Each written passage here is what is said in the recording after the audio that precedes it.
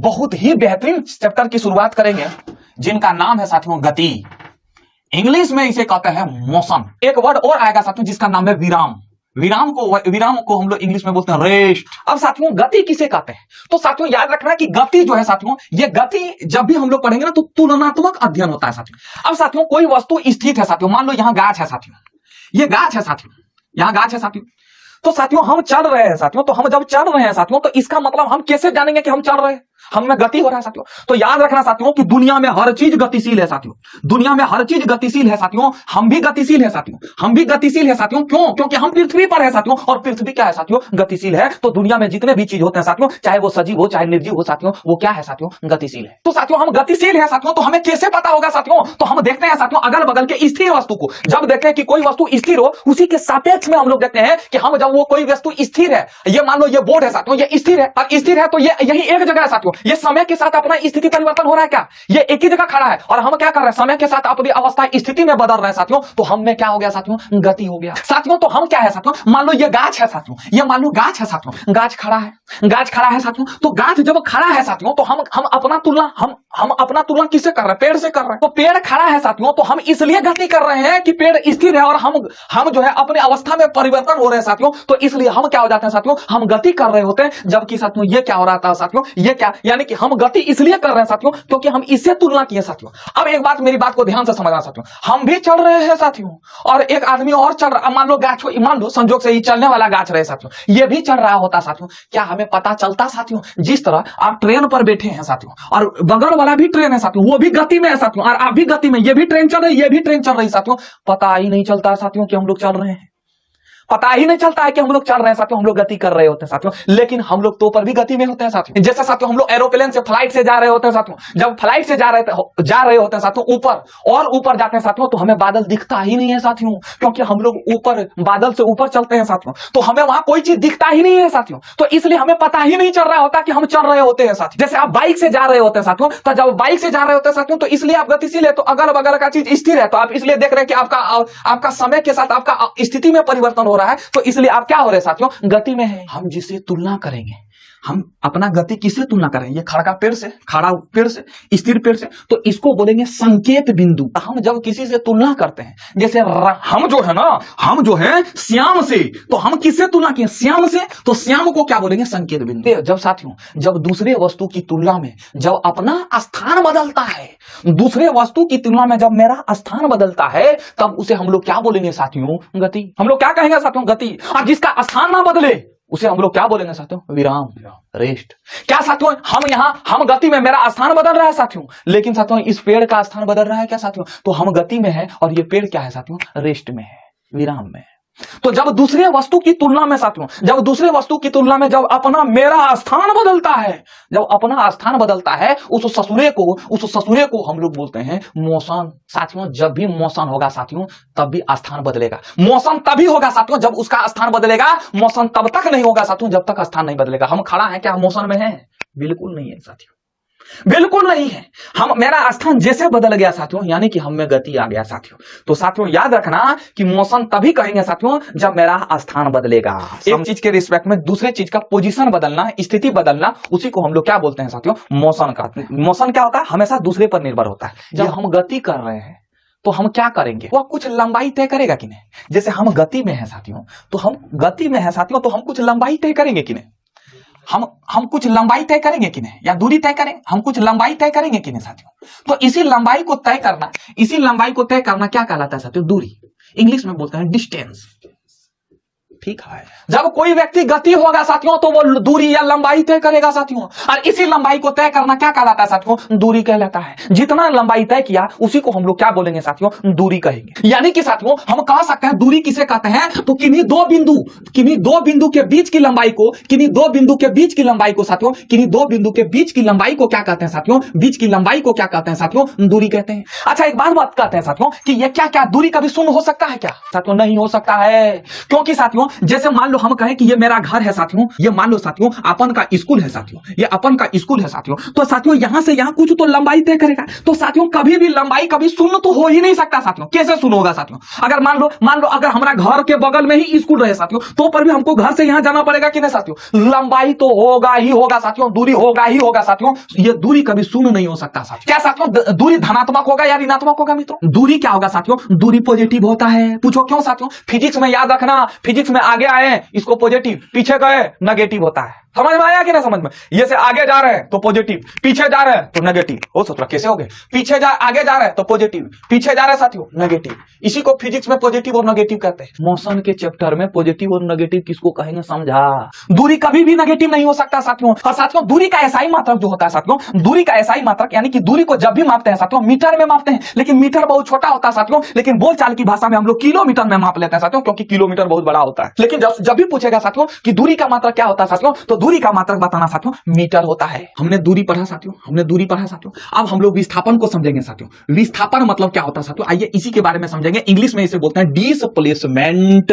ये हमारा घर है साथियों, ये अपन का घर है, ये अपन का स्कूल है साथियों, ये अपन का स्कूल है। मान लो हमारे घर से इधर आया, इधर से घूम के इधर स्कूल आया साथियों, यहां स्कूल इधर घूम के आया साथियों। ये क्या हो गया साथियों? दूरी हो गया। विस्थापन क्या कहता है? हमारे घर से स्कूल के शॉर्टकट रास्ता को साथियों, शॉर्टकट रास्ता को साथियों, शॉर्ट रास्ता को क्या बोलते हैं साथियों? शॉर्ट रास्ता को क्या बोलते हैं साथियों? विस्थापन। बस यही समझना है मित्रों, यही समझना है, इससे ज्यादा नहीं समझना है साथियों। ये बोलता है कि रे कुछ हम नहीं जानते हैं, तो यहां बोला कि घर से स्कूल के बीच की न्यूनतम दूरी कितना होगा? ये देखो, अब यहां ससुरा चाहे इस घर और स्कूल के बीच में घर काहे न बनाओ, यहां तोड़ के रास्ता निकालो। और जब तोड़ के ये शॉर्टकट रास्ता निकालेगा साथियों, इसी को बोलते हैं, क्या बोलते हैं साथियों? विस्थापन कहते हैं। तो साथियों हम कह सकते हैं कि दो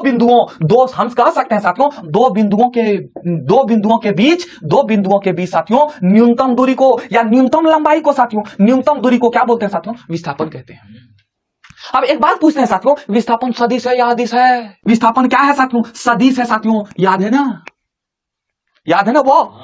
ठीक है, तो विस्थापन क्या है? सदिश है साथियों। और सदिश जिसमें होगा साथियों उसमें दिशा होगा साथियों। यानी कि देख रहे हो ना, घर से दिशा है, लेकिन दूरी में कोई दिशा था साथियों। दूरी हम घर से स्कूल इधर से भी जा सकते हैं साथियों, इसका कोई निश्चित दिशा नहीं है साथियों, जबकि विस्थापन की एक निश्चित दिशा है। आई मेरी बात समझ में साथियों? तो विस्थापन क्या है साथियों? एक सदिश राशि है। विस्थापन क्या है साथियों? एक सदिश राशि है जो क्या करता है? दो बिंदुओं के बीच की न्यूनतम दूरी को क्या कहते हैं? विस्थापन। यानी कि हम कह सकते हैं साथियों कि आदमी क्या होगा साथियों? दूरी तो ज्यादा बड़ा होता है साथियों। यानी कि हम कह सकते हैं साथियों कि दूरी से छुटकारा पाने के लिए वैज्ञानिकों ने किसका आविष्कार किया साथियों? विस्थापन का आविष्कार किया। दूरी से छुटकारा पाने के लिए साथियों दशरथ मांझी ने साथियों पहाड़ तोड़ दिया। तोरा क्या लगता है? नहीं लौटेंगे, जब तक तोड़ेंगे नहीं तब तक छोड़ेंगे नहीं। हम आपसे पूछ सकते हैं, क्या विस्थापन धनात्मक हो सकता है? क्या साथियों विस्थापन धनात्मक हो सकता है साथियों? यस माय डियर, धनात्मक हो सकता है, ऋणात्मक भी हो सकता है साथियों, शून्य भी हो सकता है। अब साथियों मान लो एक लड़का ए है साथियों, मान लो एक लड़का इस बिंदु से चला साथियों, इस बिंदु से चला साथियों, और फिर यहीं आकर लौट गया साथियों, इसी बिंदु पर आकर लौट गया। जानते हो फिजिक्स कहता है, विस्थापन कहता है कि कुछ चला ही नहीं है साथियों। ये भले दूरी तय किया है साथियों, लेकिन विस्थापन कुछ नहीं तय किया है साथियों। क्योंकि विस्थापन किसे कहते हैं साथियों? शॉर्टकट रास्ता को। क्योंकि साथियों जहां से आया था वहीं चला गया। का विस्थापन कहता है कि अगर तुमको जाना ही था तो फिर आया यहाँ लौट कर काहे रे? वो फिजिक्स का नियम कुछ नहीं समझता, तुम चाहे कितना थको। अगर कोई आदमी यहीं से चला और यहीं से फिर लौट आया तो बोलता है कि विस्थापन उसका 0 होगा, लेकिन दूरी उसका कुछ होगा साथियों, दूरी 10 किलोमीटर होगा साथियों, लेकिन विस्थापन उसका 0 होगा। समझा? ये साउथ वाला मूवी वाला बात मारेगा उठा के धूम, तो ससुरा जैसे मारेगा उधर से आ जाएगा, फिर उड़ आ जाएगा पीछे। यानी कि उसका विस्थापन प्लस में था साथियों, जैसे मारा फिर प्लस में हुआ, और फिर उसको हाथ ऐसे खींचा तो फिर उधर से आ गया तो नेगेटिव में हो गया साथियों। तो यानी कि साथियों वहां विस्थापन का साथियों धुआं उड़ गया साथियों। विस्थापन धनात्मक भी हो सकता है, ऋणात्मक भी हो सकता है, शून्य भी हो सकता है। विस्थापन का भी ऐसा ही मात्रक मीटर होता है मित्रों, विस्थापन का भी ऐसा ही मतलब मीटर होता है साथियों। विस्थापन कब शून्य होता है साथियों? जब कोई वस्तु उसी स्थान पर लौट कर आती है साथियों, जब कोई वस्तु उसी स्थान पर लौट कर आती है साथियों, तब विस्थापन क्या होता है साथियों? यहाँ विस्थापन क्या हुआ था साथियों? शून्य हुआ था। शून्य कब होता है? जब कोई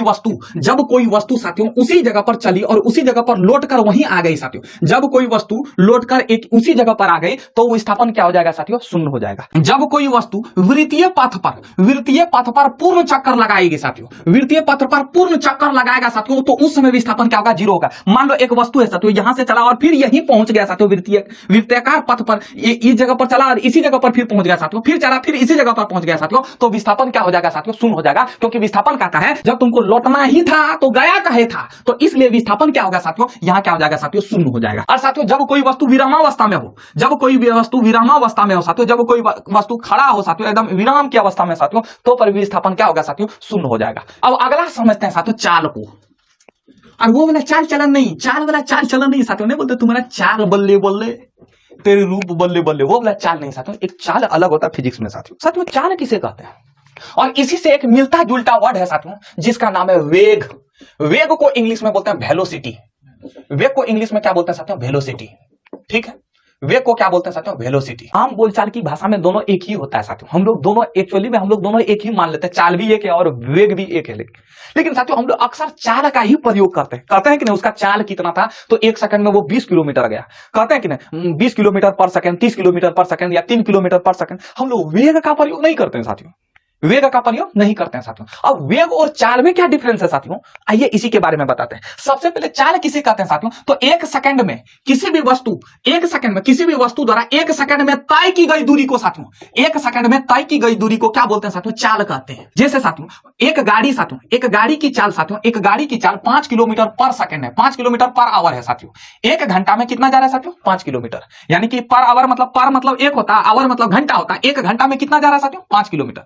अब साथियों ये किलोमीटर या हम सेकंड बोले, यानी कि हम कह सकते हैं कि 1 सेकंड में 5 किलोमीटर। अब हम साथियों अब यहां हम क्या लिए हैं साथियों, चाल लिए हैं, तो चाल हम बोले कि 1 सेकंड में, तो 1 सेकंड में अगर मान लो साथियों ये 500 मीटर 500 किलो या मान लो 5 किलोमीटर जाएगा साथियों। मान लो साथियों एक गाड़ी की चाल है साथियों, 1 सेकंड में 5 किलोमीटर जाता है साथियों, तो जितना 1 सेकंड में दूरी तय करेगा साथियों उसी को हम लोग क्या बोलेंगे, चाल बोलेंगे साथियों। अच्छा एक बात बताओ, इसमें ये पता चल रहा है कि गाड़ी किधर जाएगा, पता चल रहा है, यानी कि कहने का अर्थ यह है साथियों कि इसमें दिशा नहीं है साथियों। अब इसको हम ऐसे लिख सकते हैं साथियों कि चाल बराबर साथियों, चाल अब ध्यान से समझना, 1 सेकंड में तय की गई दूरी को, यानी कि 1 सेकंड, सेकंड क्या किसका मात्रक है साथियों, समय का मात्रक है। तो 1 सेकंड में तय की गई दूरी को साथियों, दूरी कहां लिखेंगे, ऊपर में लिखेंगे साथियों। तो दूरी क्या होता है साथियों, किलोमीटर या मीटर में जिसमें मापना है साथियों। तो चाल बराबर क्या होता है साथियों, दूरी बटे समय होता है साथियों। चाल बराबर क्या होता है साथियों, दूरी बटे समय, और दूरी का एसआई मात्रक क्या होता है साथियों, मीटर, और समय का एसआई मात्रक क्या होता है साथियों, सेकंड होता है। तो हम लिख सकते हैं मीटर पर सेकंड किसका एसआई मात्रक होता है, चाल का। अब इसको हम ऐसे भी लिख सकते हैं साथियों, सेकंड के ऊपर मैंने कुछ तो 1 है कि नहीं, बताओ मित्रों, है कि नहीं, बताओ यार, कुछ नहीं बोल रहे हो। अब इसको हाँ बोलो ना, है कि नहीं, बोलो हाँ। अब इसको साथियों जब हम ये सेकंड के ऊपर में 1 है साथियों, तो इसको जब हम ऊपर लिखेंगे, ऊपर ले जाएंगे साथियों, तो s - 1 होगा कि नहीं, बताओ मित्रों, होगा कि नहीं। अरे 1/x² रहे साथियों, 1/x² रहे साथियों, तो हम इसको ऊपर ले जाएंगे तो क्या लिखेंगे साथियों, ये प्लस है साथियों, तो यहां क्या आ जाएगा, -2 होगा कि नहीं साथियों। अगर 1/x पर पावर -3 है साथियों, अगर हम इसको ऊपर ले जाएंगे साथियों तो क्या हो जाएगा, ये माइनस है तो साथियों ये पावर क्या आ जाएगा साथियों, प्लस हो जाएगा। समझ रहा कि नहीं। तो साथियों यहां नहीं कुछ तो +1 था साथियों, इसको ऊपर ले गए साथियों, क्या होगा, ms पर पावर -1। अब अगर मान लो साथियों इसका विमीय सूत्र लिखने बोलेगा साथियों, तो विमीय सूत्र क्या होता है साथियों, मीटर, दूरी का विमीय सूत्र क्या होता है बताओ।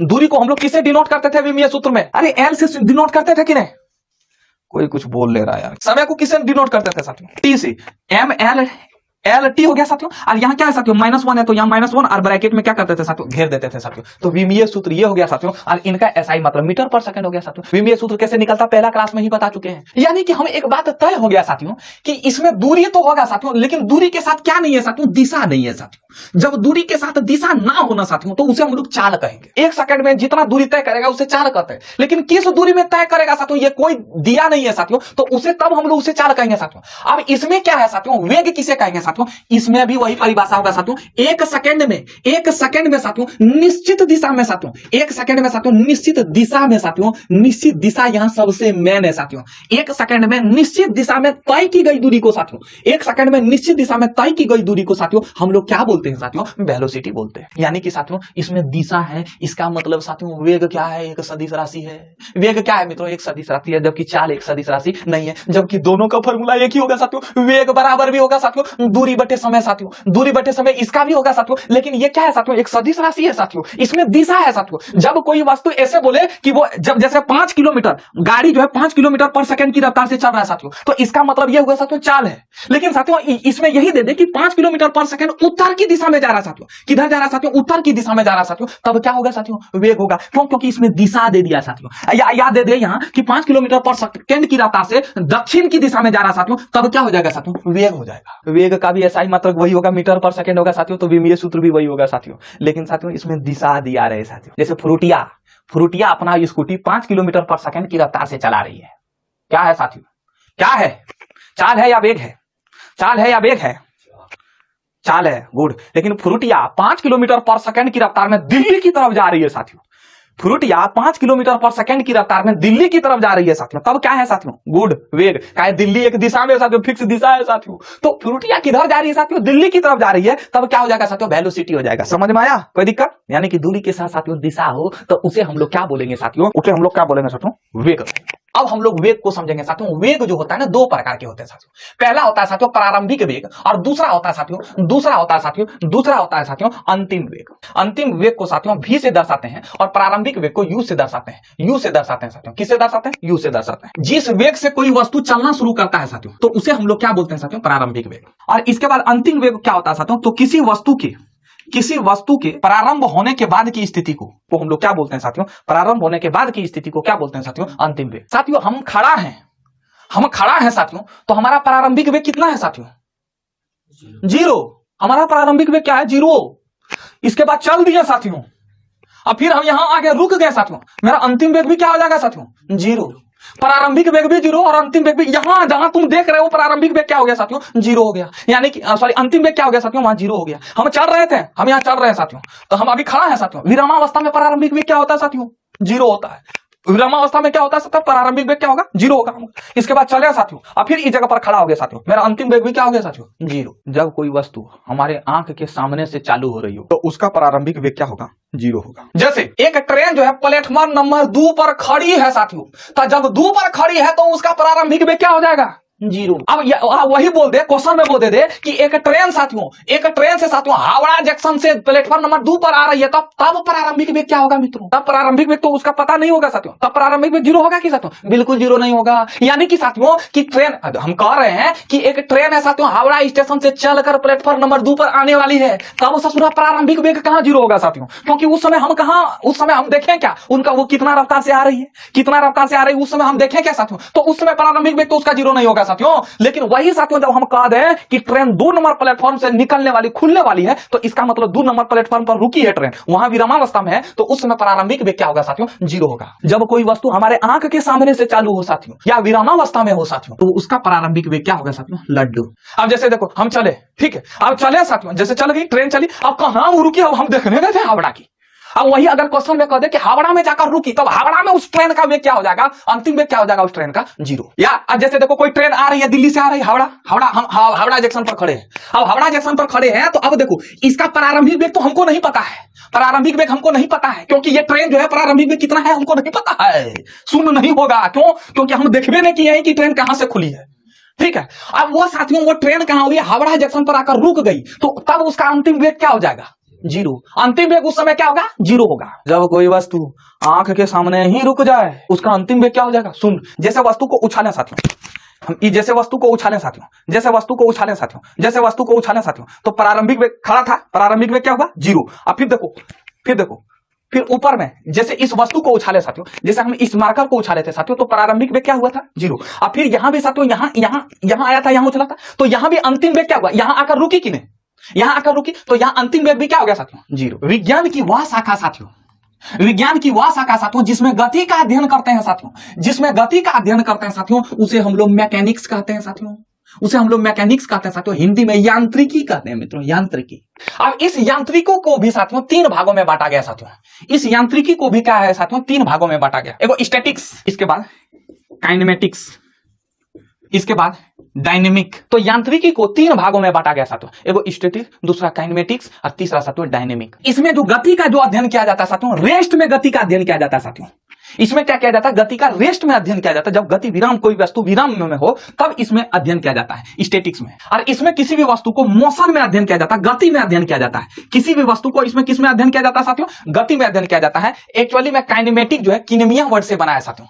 काइनेमेटिक्स किससे बना है साथियों, किनेमिया वर्ड से बना है, जिसका अर्थ ही होता है साथियों गति। तो साथियों इसमें काइनेमेटिक्स में साथियों गति, किसी भी वस्तु के गति का अध्ययन किया जाता है साथियों। डायनामिक में साथियों गति उत्पन्न होने वाले कारणों का अध्ययन किया जाता है साथियों। इसमें क्या हो जाता है साथियों, गति उत्पन्न होने वाले कारणों का अध्ययन किया जाता है। गति उत्पन्न होने वाले कारणों का अध्ययन किया जाता है साथियों। मिलते हैं फिर आगे की क्लास में। Okay my dear.